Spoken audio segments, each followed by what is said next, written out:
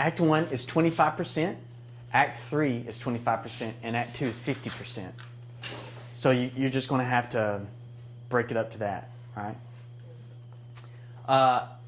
Each act is a mini movie, if you think about it. Act 1 is a mini movie. Act 2 is a mini movie. And Act 3 is a mini movie, the way you set it up. And then what you have is you start realizing is that each scene is a little movie. Because in each scene, your character is this one person, something happens, there's conflict, and then there's a resolution that kicks you into the next scene. And at the end of that scene, your character has changed, right? They went through some kind of emotional transformation because of the conflict.